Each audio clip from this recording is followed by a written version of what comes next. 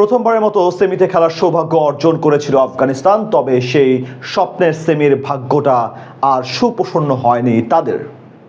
Low scoring পিচে toss জিতে আগে ব্যাট করার সিদ্ধান্ত নিয়েছিল তারা।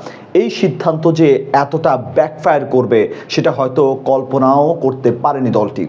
আগে বল করতে এসে তাদেরকে নিয়ে এক প্রকার ছেলে খেলা করেছে সাউথ আফ্রিকা। ম্যাচের বাকিটা শুনবো প্রতিবেদনে।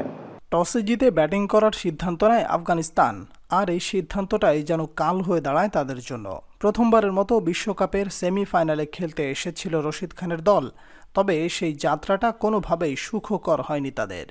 বিশেষ করে ইনিংসের শুরুটা যেভাবে হয়েছিল তাতে এই কথাটা বলা যায় নিশ্চিতভাবে। একটা দল সেমিফাইনালের মতো ম্যাচে এসে এত বাজে পারফর্ম করতে পারে সেটা কারোর প্রত্যাশাই ছিল না। তবে সবাইকে হতাশ করেছে আফগানিস্তানের ব্যাটিং লাইন আপ। শুরু থেকেই একের পর এক উইকেট বিলিয়ে দিয়ে গেছে তারা।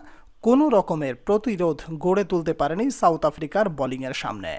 লজ্জার যত কীর্তি গড়া সম্ভব সবটাই গড়েছে আফগানিস্তান। বল করতে এসে তাদের নিয়ে যেন এক প্রকার ছেলে খেলা করেছে সাউথ আফ্রিকা, যার শুরুটা হয় দলের ওপেনার রহমানুল্লাহ গুরবাজকে নিয়ে। এবারের আসরে সর্বোচ্চ রান সংগ্রহ করেছেন তিনি, তবে এই ম্যাচে ফেরত যান খালি হাতে। ৩ নম্বরে ব্যাট করতে নামা গুলবাদিন নাইমের ব্যাট থেকে আসে ৯ রান। তিনিও বিদায় নেন মার্কো জেনসনের শিকার হয়ে। এরপর কাগিসো রাবাদা এসে বিদায় করে দেন ইব্রাহিম জাদরানকে। সেই ওভারে জোড়া আঘাত হানেন তিনি। মোহাম্মদ নাবির ব্যাটেও আসেনি কোনো রান। পাওয়ার প্লের পঞ্চম ওভারে মার্কো জেনসনের তৃতীয় শিকার হয়ে বিদায় নেন খারতি। পাওয়ার প্লে শেষে আফগানদের সংগ্রহ দাঁড়ায় ৫ উইকেটে ২৮ রান। অবিশ্বাস্য হলেও এটাই সত্য, এর আগে বিশ্বকাপের সেমিফাইনালে কোনো দল ৫ উইকেট হারায়নি পাওয়ার প্লেতে।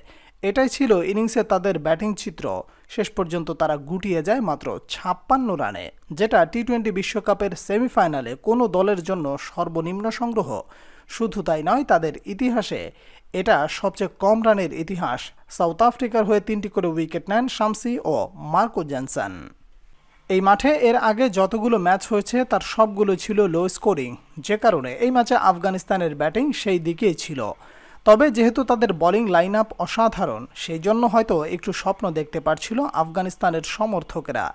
বিশেষ করে যখন ফারুকি বিদায় করে দেন কুইন্টিন ডিককে। তার ব্যাটে আসে ৫ রান, কিন্তু ৫৭ রানের লক্ষ্য ছুড়ে দিয়ে কি আর ম্যাচ জেতা সম্ভব? এরপর রেজা হেনড্রিক্স ও এইডেন মার্করাম মিলে দলকে এগিয়ে নেন। পাওয়ার প্লেতে আর কোনো বিপদ আসতে দেননি তারা। ৬ ওভার শেষে তাদের সংগ্রহ দাঁড়ায় ১ উইকেট হারিয়ে ৩৪ রান। এই জুটি মূলত শেষ করে দেয় যত নাটক, তাতে করে প্রোটিয়াদের জন্য ম্যাচটাও হয়ে যায় সহজ। শেষ পর্যন্ত আর কোনো বিপদ না এলে দারুণ এক জয় নিয়ে মাঠ ছাড়ে এইডেন মার্করামের দল। এর ফলে ২০২৪ টি-২০ বিশ্বকাপে প্রথম দল হিসেবে ফাইনালে পা রাখে তারা। আর তাতে করে নিজেদের ইতিহাসে প্রথমবারের মতো ফাইনালেও পৌঁছে যায় দলটি। এখন তারা অপেক্ষায় আছে ভারত ও ইংল্যান্ডের মধ্যকার ম্যাচের, সেখান থেকে পাওয়া যাবে তাদের প্রতিপক্ষ দলকে।